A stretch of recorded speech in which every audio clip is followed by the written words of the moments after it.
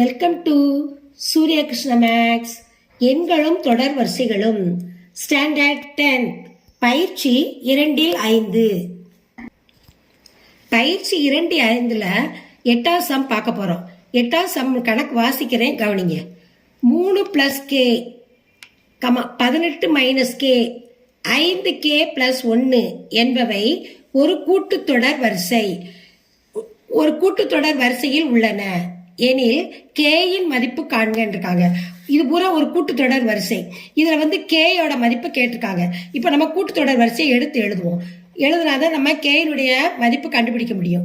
கூட்டுத்தொடர் வரிசை சீக்வல்ட் 3 + k, 18 + k, சரி 18 - k, 5k + 1. இது கூட்டுத்தொடர் வரிசை. இப்போ இந்த கூட்டுத்தொடர் வரிசையில் இந்த முதல் T1, இது T2, இது T3. இப்போ நம்ம என்ன செய்ய போகிறோம்? T2ல இருந்து T1 கழிக்கணும். T2 கூட்டுத்தொடர் வரிசையை எழுதியாச்சு. T2ல இருந்து T1 கழிக்க போகிறோம். T2 என்னது? 18 - k கழிக்கணும். T1 எழுதணும். 3 + k. இப்போ கழிக்க போகிறோம்.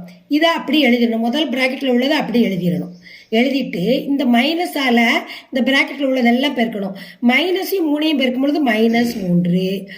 அப்புறம் இந்த மைனஸையும் இந்த +kயும் பெருக்கும்போது மைனஸையும் ப்ளஸையும் பெருக்கும்போது -k.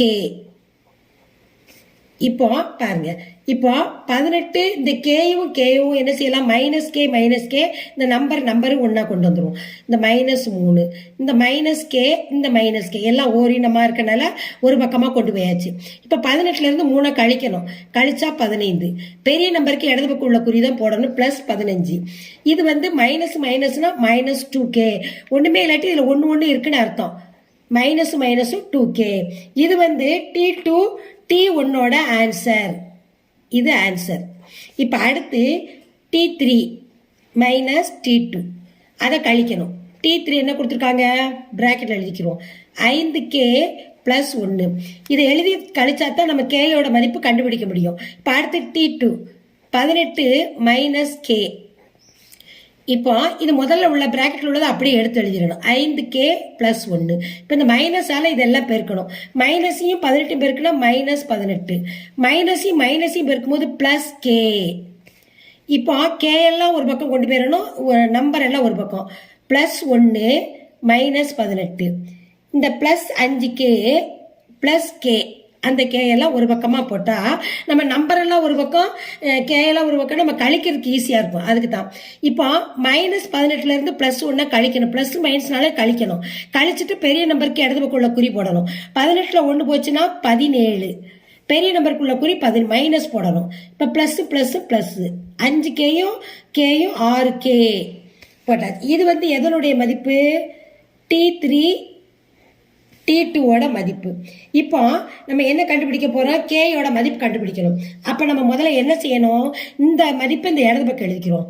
6k - 17 சீக்கிரம் அந்த முதல் ஆன்சரை எடுத்து எழுதணும்.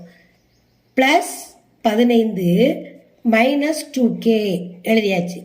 இப்போ நம்ம என்ன செய்யணும்? இந்த கே ஒன்னா கொண்டு வந்துடணும். கேயோட மதிப்பு தானே கண்டுபிடிக்கணும். கேயோட மதிப்பு கண்டுபிடிக்கிறதுனால அது இடது பக்கம் கொண்டு வந்துடணும். இந்த 6k இங்கே வச்சுக்கிடணும். இந்த -2k இந்த இடது பக்கம் வரணும். வலது பக்கத்துல இருந்து இடது பக்கம் வரும்பொழுது குறி மாறும். இங்க மைனஸா இருக்கிறதுனால இங்க +2 2k. இப்போ இங்க நம்பர் இந்த பக்கம் கொண்டு போயிடணும். இந்த -17 இங்க +17 வந்துடும். இந்த +15 அப்படியே போட்டுறணும். ஏன் கேயை நம்ம இடது பக்கம் கொண்டு வந்தோம்னா கேயோட மதிப்பு நம்ம கண்டுபிடிக்க போறோம். 6kயும் 2kயும் ப்ளஸ்ஸா இருக்கு. அப்ப 2ஐயும் கூட்டணும். 8k. இப்ப இது 2 கூட்டலாம் இருக்கு. இப்போ 15யும் 17 கூட்டணும். 5 5 10 12க்கு 2 மீதி 1 32. 17 15யும் கூட்டினா 32.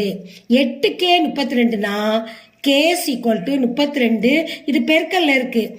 வலது பக்கம் வரும்பொழுது வகுத்தலா வரும். 8 4 8 32. அப்போ கேயோட மதிப்பு என்னது? 4.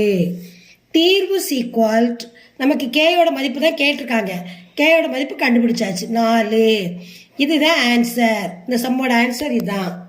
இந்த சம்மை லைக் பண்ணுங்க, இந்த சம்மை சப்ஸ்கிரைப் பண்ணுங்க, உங்க ஃப்ரெண்ட்ஸுகளுக்கெல்லாம் ஷேர் பண்ணுங்க. இந்த சம்மில் எதுவும் டவுட் இருந்ததுன்னா கமெண்ட்ஸில் போடுங்க, நான் ரிப்ளை பண்ணுறேன்.